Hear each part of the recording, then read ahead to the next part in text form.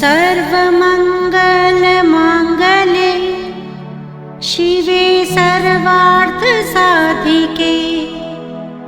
शरण्ये त्र्यम्बके गौरी नारायणी नमोऽस्तुते।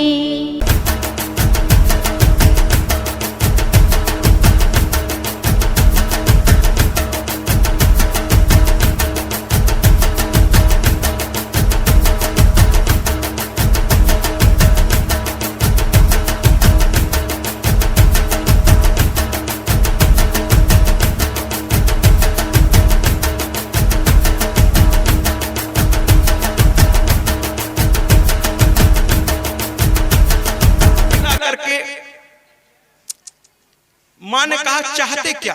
तो कहने लगे कि हे मां, वो समझ गए कि कोई अदृश्य शक्ति है, तो उन्होंने मां पुकारा। यही तो मां की व्यक्तित्व की गरिमा है कि शत्रु भी उनके सामने जाकर के प्रणाम कर बैठता है। कुछ व्यक्तित्व ऐसे होते हैं तो उनके सामने स्वतः आपका सर झुक जाता है। और एक बात मैं बता दूं कि जब आप किसी को प्रणाम करते हैं महाराज, तो याद रखिएगा कि ये उसका कुछ नहीं है, वो तो जहां है वहीं रहेगा, लेकिन जितना झुक कर आप प्रणाम करते हैं उतना ही ऊंचा आपका व्यक्तित्व हो जाता है महाराज। इसलिए सम्मान देते समय याद रखिएगा कि सम्मान देते आप जरूर दूसरे को हैं, लेकिन उस देने में वो तो जहां का तहां है, लेकिन आप सम्मान देते देते स्वयं इतने सम्माननीय हो जाते हैं महाराज कि लोग झुककर आपको प्रणाम करने लगते हैं। लोग झुककर प्रणाम करते हैं। अच्छा नहीं लगा क्या? अगर लगा करे तो तालियों से थोड़ा स्वागत कीजिए। और याद रखिएगा, व्यक्ति वही देता है जो उसके पास होता है। जो जिसके पास स्वयं का सम्मान होता है वही दूसरे का सम्मान करना जानता है महाराज। जिसके पास जो होगा वही तो देगा महाराज। जिसके पास है ही नहीं वो क्या दूसरे को देगा? तो मां ने कहा पूछो क्या चाहते हो तुम?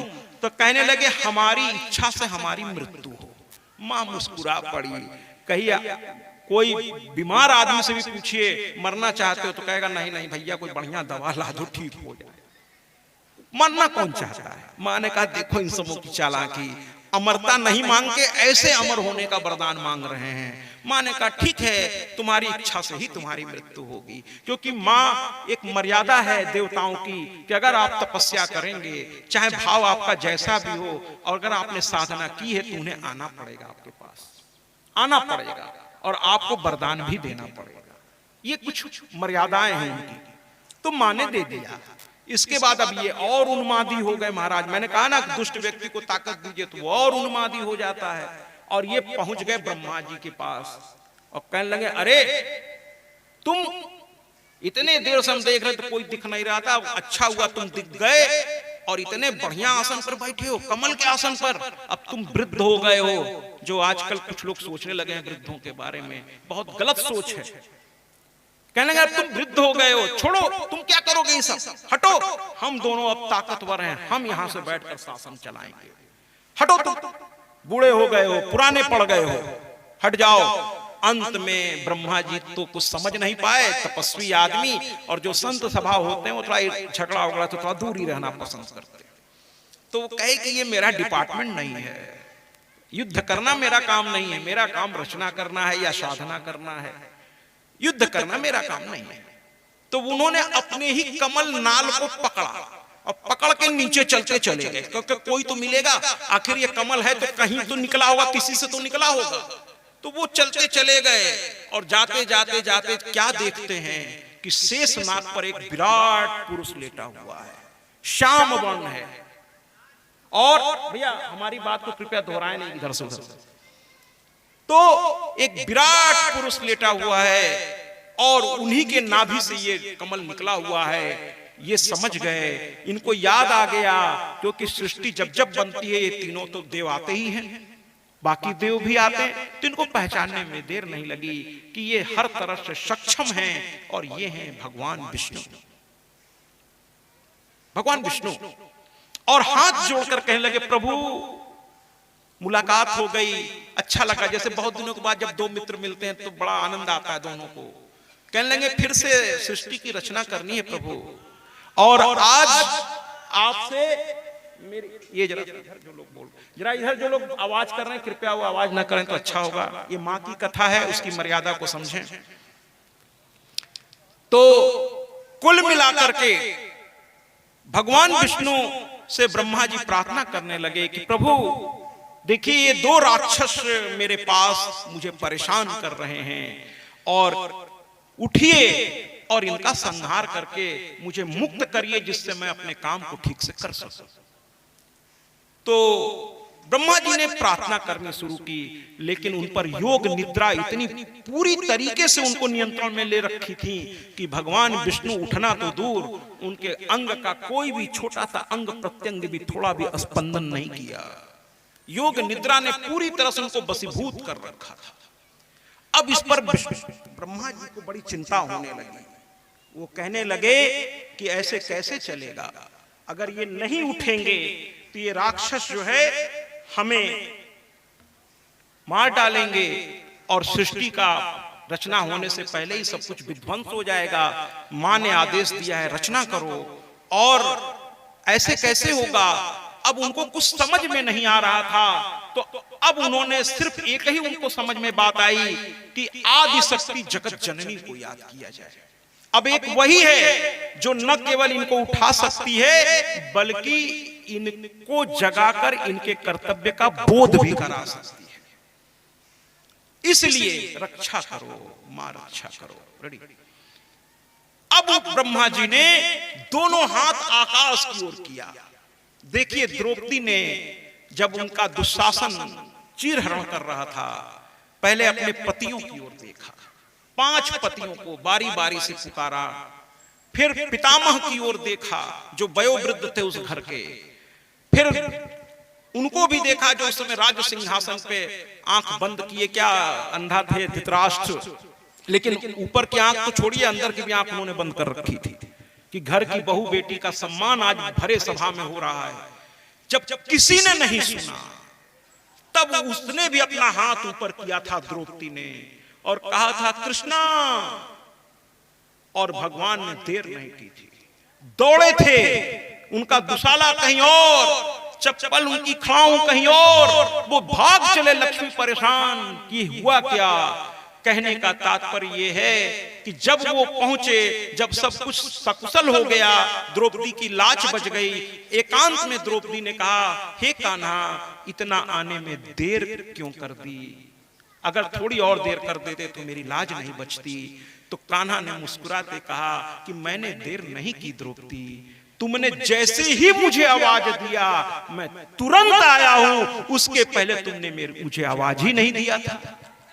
तुम इंसान की ओर हाथ लगाए देखे जा रही थी, जब तक तुम अपने पतियों पर, अपने उन पर कहने का तात्पर्य यह है कि जिस दिन आप दिल से अपने इष्ट को एक बार आवाज देंगे, उन तक वो आवाज कुछ लोग कहते हैं मैं रात दिन पूजा करता हूं फिर भी तकलीफ में रहता हूं। हकीकत ये है महाराज कि अभी आपकी साधना में कहीं कोई कमी है, या तो फिर अनजाने में या जाने में किए गए पाप इतने ज्यादा हैं कि वो साधना उसे चलाने में खत्म होती जा रही है। जैसे आप कर्जा बहुत ले लें तो आप कमाएंगे, लेकिन कर्जा भरने में ही वो पैसा चला जाएगा। जब कर्जा पूरी तरह से उतर जाएगा तब वो कमाया हुआ पैसा फिर आपको दिखने लगेगा महाराज। तो पापों को जलाने में भी कभी कभी आपकी साधना जाती है, लेकिन अगर आपने धैर्य नहीं छोड़ा और अपने इष्ट को नहीं छोड़ा, जिस दिन आपके सारे पाप जलकर भस्म हो जाएंगे, जिस दिन आप दिल से पुकारते पुकारते एक बार, बस एक बार आपके इष्ट तक आवाज पहुंचने तो दीजिए, वो तुरंत नहीं आए महाराज तो जो कहिए मैं हार जाने को तैयार हूं, तुरंत आएंगे। और यहां आज ब्रह्मा जी ने भी दोनों हाथ उठा दिया और देखिए ना, एक गायक के माध्यम से जागो रे, रक्षा करो मां, रक्षा करो। आइए आज ब्रह्मा जी के साथ हम लोग भी नाना प्रकार की विपत्तियों में घिरे रहते हैं महाराज। आज इस गीत के माध्यम, कीर्तन जानते हैं किसे कहते हैं? कीर्तन का अर्थ पहले समझ लीजिए, इसका संधि विच्छेद कर लेते हैं। कीर्तन का संधि विच्छेद, कीर्ति धन तन। जब आप अपने कीर्ति यानी हम कौन हैं और अपने शरीर के भान से ऊपर, यानी हम कौन हैं या हमारे अगल बगल कौन बैठा है, वो क्या सोचेगा, वो क्या। जब इन सब चीजों से ऊपर उठकर जब आप भाव में डूब जाएंगे और जब भाव से कीर्तन करेंगे न महाराज, तो वो कीर्तन है और उस कीर्तन से भगवान स्वयं चलकर आपके पास आएंगे। तो कीर्तन दिल से किया जाता है। और एक बात और ध्यान रखिएगा, कीर्तन वो नहीं होता जिसमें मांगा जाए। जैसे एक जगह मैं एक गीत, लोग मेरे कथा में पहुंचने से पहले वहां के ऑडियो वाले गीत बजा रहे थे कि मैया कर दे मुरादे पूरी, हलवा पूरी बांटूंगी। मैं कथा में बैठा और मैंने वहां की माताओं से, और भी जो पुरुष वर्ग थे वहां 7,500 से ऊपर भीड़ थी, मैंने पूछना शुरू किया। कोइलवर बिहार यूट्यूब पे पड़ी हुई है कथा, बहुत वहां पर भक्त थे, बहुत माँ के भक्तों की कमी नहीं है। तो मैंने पूछा कि आज एक गीत बज रहा था महाराज, और ये गीत अक्सर बजता है, तो जरा आप हमें बताएं कि अगर माँ आपकी मुराद नहीं पूरी करेगी तो क्या उसके मंदिर में हलवा पूरी आप नहीं बांटोगे? यानी कि कल को आप अपने पिता से ये कहोगे कि जब तक विरासत में मेरा नाम नहीं चढ़ाओगे, तुम्हारे पैर को हाथ लगाना तो छोड़ो, तुम्हारी ओर देखेंगे नहीं। माने विरासत पे नाम चढ़ाओ तब तुम्हारी सेवा प्रारंभ होगी। तो पिता क्या रिचार्ज वाउचर हैं कि जब तक रिचार्ज नहीं कराएंगे सेवा उपलब्ध नहीं होगी? बताइए महाराज। टैरिफ वाउचर है क्या? अगर ये भाव है महाराज, तब फिर कैसे जिंदगी कटेगी? अरे मैया से ये कह दीजिए कि तूने मेरी औकात से मुझे ज्यादा दिया है, ये सांसें भी तेरी है, ये काया भी तेरी है, ये वाणी भी तेरी है। अरे शक्ति का मतलब ही तो होता है माँ, तो बोलने की शक्ति, चलने की शक्ति महाराज, यहाँ तक कि खड़े होकर के समझने तक की भी शक्ति ये मैया ही तो है। और इसके लिए उसे किसी शर्त की आवश्यकता है? उससे तो ये कह दीजिए तेरा तुझको अर्पण, क्या लागे मेरा, क्या लागे मेरा। मां से कीर्तन जब करिए महाराज, तो जैसे मंदिर में जाइए तो ये मत देखिए कि साथ में चच्चा आए वो क्या सोचेंगे, अगर हम ऐसे प्रणाम करेंगे तो वो क्या सोचेंगे। अरे छोड़िए ना, कौन का क्या सोचेगा। अरे सामने ब्रह्मांड की जननी खड़ी है, ये देखिए कि वो क्या सोचेगी। बस उसकी सोच को ध्यान में रखते हुए सब कुछ करिए महाराज, बाकी कौन क्या सोचेगा अरे देखा जाएगा। हैं, आप कोई गलत काम थोड़ी कर रहे हैं। तो जब कीर्तन बजे तो पूरे जोश से उसमें तालियां बजाइए, और जब भाव जग जाए तो उठ के नृत्य। ये कोई पंडाल किसी व्यक्ति का नहीं है महाराज, ये माँ का पंडाल है। और नृत्य करते समय बस ये देखिएगा कि मेरी माँ मुझे देख रही है। और माँ बाप जब अपने बच्चों को प्रसन्न देखते हैं तो विश्वास कीजिए वो बहुत खुश हो जाते हैं। हमेशा बच्चों को रोते हुए माँ बाप देखना नहीं चाहते, तो हम हमेशा मंदिर में जाते हैं तो अपना रोना लेके जाते हैं। आज इस पंडाल में हम बता देंगे कि हे माँ, आज आपने जो ये आनंद का रचना की है, हम लोग बहुत खुश हैं। और आज आपको हम लोग अपने गीत से, नृत्य से, माँ को ये सब बड़ा पसंद है, आज आपको खुश करेंगे। आज आप मुस्कुरा के एक बार बस हमारी ओर देख दीजिए, हमारा जीवन धन्य हो जाएगा। तो आइए ना, ब्रह्मा जी स्तुति कर रहे हैं और हम सब भी नाना प्रकार की विपत्ति में हैं। तो ब्रह्मा जी के साथ, मतलब भले गीत आपको नहीं मालूम है, लेकिन तालियों के साथ उस गीत में अपना सुर मिलाने का प्रयास करिएगा। तालियों के साथ आइए शुरू करते हैं। ब्रह्मा जी ने माँ से क्या कहा, हाथ जोड़ दिया, क्योंकि राक्षस पीछे पड़े हैं। हमारे जीवन में भी तो नाना प्रकार की विपत्ति रूपी राक्षस पीछे पड़े हुए हैं। तो आज माँ से कह देते हैं, और क्या कह देते हैं।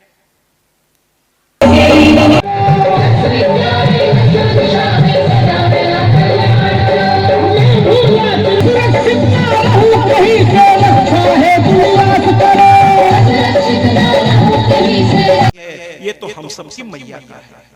कुल मिलाकर के मां प्रकट हो गई। कृपया मंच के पास बात नहीं करें।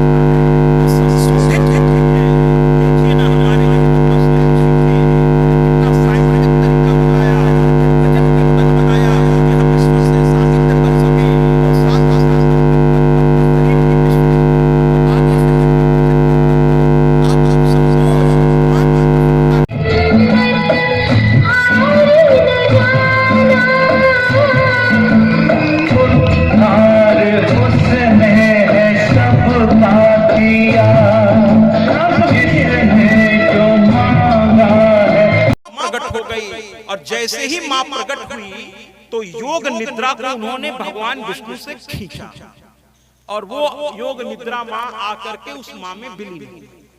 भगवान विष्णु अंगड़ाई लेते हुए जग देखा ब्रह्मा जी को, कहने के अरे आप और कोई अतिथि आपके पास आवे और अगर आप सो रहे हो तो घबरा के आप जग जाते, अरे अरे आइए आइए आइए। तो भगवान विष्णु ने तुरंत स्वागत किया। कहने लगे अरे ब्रह्मदेव कब से आप खड़े हैं? कहने लगे अरे कुछ ब्रह्मदेव कहे कि इसे कुछ कहने से फायदा नहीं, क्योंकि योग निद्रा में थे, इनको तो पता भी नहीं है। तो कुल मिला के ब्रह्मदेव ने कहा महाराज उसकी चिंता छोड़िए, ये जो दो राक्षस मेरे पीछे पड़े इनसे निपटिए। तो भगवान ने कहा चिंता मत कीजिए, मेरा तो ये काम ही है। और वो खड़े हो गए गदा लेकर, सुदर्शन चक्र की आवश्यकता नहीं, गदा लेकर वो खड़े हो गए। मधुकैटभ ने उनको ललकारा, दोनों में घोर हुआ महाराज। 5000 वर्ष तक दोनों से लड़ते रहे। हम लोग भी तो अपने अपने मधु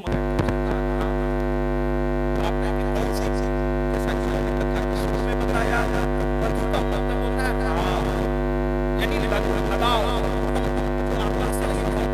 आकर्षण है, इसमें जो हमारा आकर्षण है ये चाहिए वो चाहिए वो चाहिए, ये भी मेरे पास आना चाहिए, वो भी मेरे, यही तो राग है।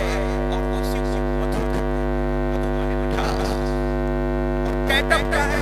कटुता, अर्थात हमारे मन की ईर्ष्या, डाह। रात दिन हम इससे लड़ रहे हैं, कहां जीत पाते हैं? राग और द्वेष से कहां बाहर निकल पाते हैं? कभी राग बंधन में लेता है, कभी द्वेष लेता है।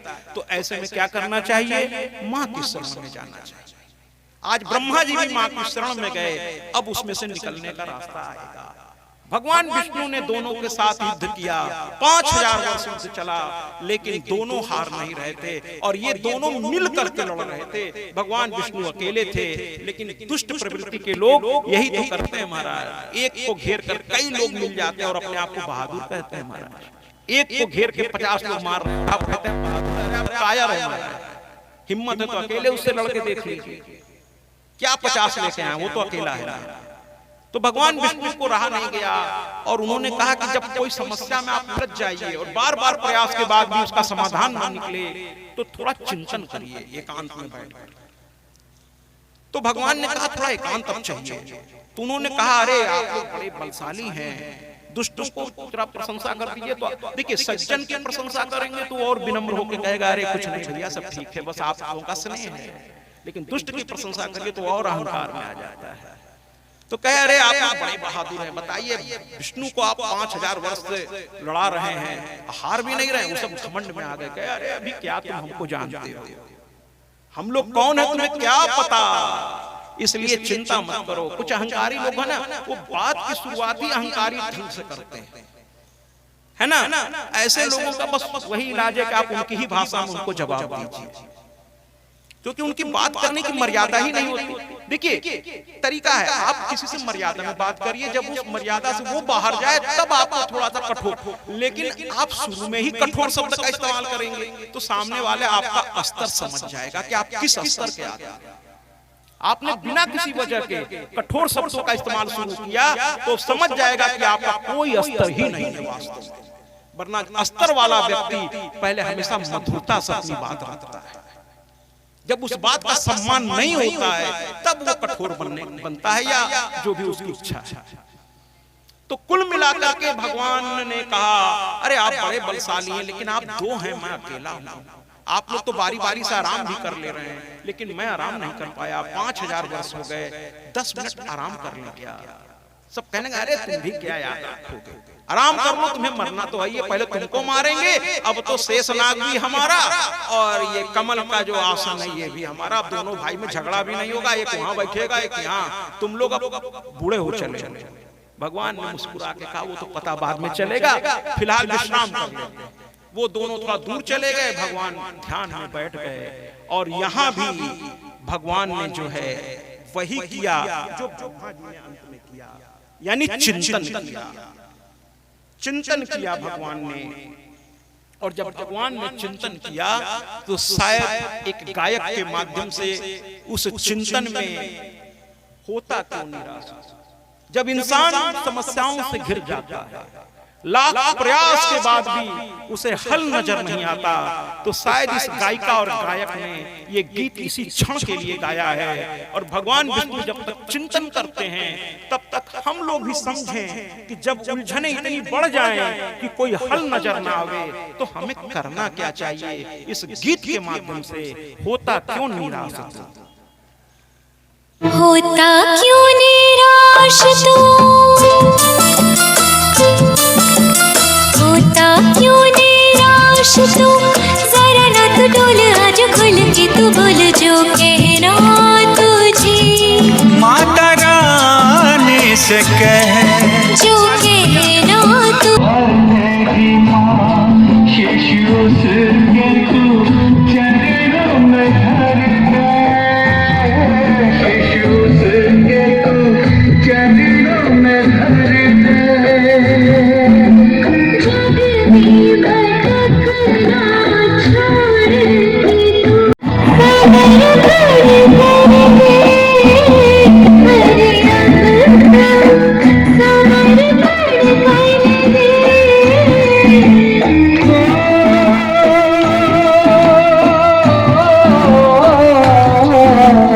होता क्यों निराश तू, जरा ना तू डोल आज खुल के बोल जो कहना तुझे। माता रानी से कह जो कहना तुझे, माता रानी से कह।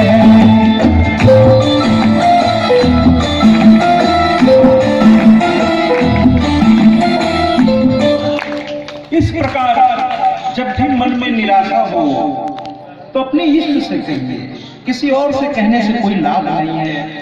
दुनिया से जब आप देना अपना दुख तो याद रखिएगा, सामने से मैं गलत हुआ लेकिन अंदर ही अंदर उसका वो आनंद लेते हैं कि आज इनको समझ में आया होगा।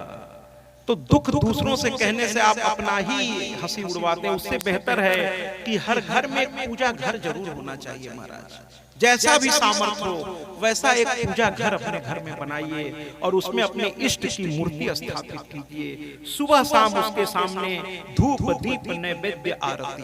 भगवान को बहुत कुछ नहीं चाहिए, लेकिन अपने घर में हम अपने घर में पूजा स्थान नहीं रखेंगे, पूजा घर नहीं बनाएंगे, घर के आंगन में तुलसी का पौधा नहीं रखेंगे, घर में गंगा जल नहीं रखेंगे और इसके साथ ही साथ घर में मर्यादाओं का पालन नहीं करेंगे, नाना प्रकार के व्यभिचार, नाना प्रकार के आचार विचार माने जो गलत है उसका सेवन करेंगे और फिर कहेंगे महाराज हमारे घर में बड़ी तकलीफ है, हमारे घर में बड़ी तकलीफ है। तकलीफ कोई और नहीं, आपके कर्मों से ही आती है महाराज। सुख और दुख ये आपके कर्मों का नतीजा है। भगवान महाराज न तो सुख देता है, सुन लीजिए, अगर और लोगों ने आपको ये समझाने का प्रयास किया है कि भगवान सुख देता है तो मैं स्पष्ट कर देता हूं, भगवान न सुख देता है न दुख देता है। सुन लीजिए इस बात को, क्योंकि सुख में आप धन्यवाद देने उसको नहीं जाते हैं महाराज, लेकिन दुख में तुरंत भगवान से पूछ देते हैं कि अरे ये तुमने हमारे साथ क्या किया।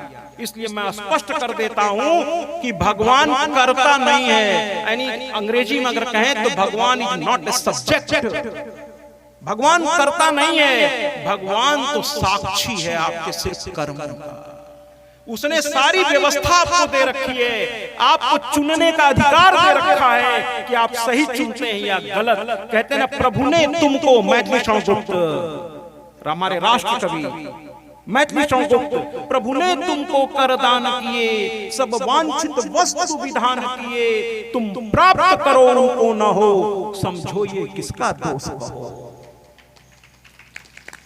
ये किसका दोष है? गलत सही, आपकी जेब में पैसा भगवान ने डाला आपके कर्मों की वजह से, अब आप उससे गंगा जल खरीदते हैं या मदिरा खरीदते हैं, ये आपकी चॉइस है महाराज। और आप स्वतंत्र हैं, भगवान सिर्फ देख रहा है कि उसके दिए गए सुविधाओं का आप सदुपयोग करते हैं या दुरुपयोग करते हैं, वो सिर्फ साक्षी है। वो साक्षी है। सदुपयोग करेंगे तो वो और आपको देगा, क्योंकि उसे पता है कि इसको दूंगा तो ये धर्म में मर्यादा में खर्च करेगा तो वो और देगा। लेकिन आप दुरुपयोग करेंगे, जैसे माँ बाप विरासत लिखते समय ध्यान रखते हैं किस औलाद को दिया जाए, किसी नालायक को न दे दिया जाए वरना सब खत्म कर देगा। उसी तरह भगवान भी ध्यान रखता है कि योग्य पात्र तक ही वो चीज पहुंचे, अयोग्य तक नहीं पहुंचे। वो आपके कर्म ही डिसाइड करते हैं महाराज। अब आप कहेंगे नहीं साहब, हमने कुछ लोगों को देखा है वो पूजा पाठ तो छोड़िए, रात दिन उल्टे सीधे काम में और वो बड़े सुखी हैं। महाराज आपको मैं बता दूं, आप परेशान ना हो। जैसे कोई आदमी बैंक में 50 लाख रुपए जमा कर दिया है, तो जब तक 50 लाख है वो मस्ती तो करेगा, लेकिन दोनों हाथ से खर्च कर रहा है तो एक दिन वो बैंक बैलेंस 50 से 49, 48 करते करते एक दिन जीरो हो जाएगा। उस दिन के बाद उसको, अर्थात किसी जन्म का पुण्य काल चल रहा है कि वो गलत कर रहा है फिर भी आनंद में है, गलत कर रहा है इसलिए आनंद में है, क्योंकि भगवान का ये रचना है कि पुण्य का भी फल उसे प्राप्त होगा। अब वो पुण्य काल खत्म होने दीजिए। रावण की तरह तपस्या करके सोने की लंका उसने पाई थी, यूं ही नहीं पाई थी महाराज। लेकिन जब करते करते करते करते और जितना तेजी से वो पाप करेगा उसके पुण्य काल उतनी तेजी से नष्ट होते जाएंगे। और जिस दिन से उसका ये किया हुआ कर्म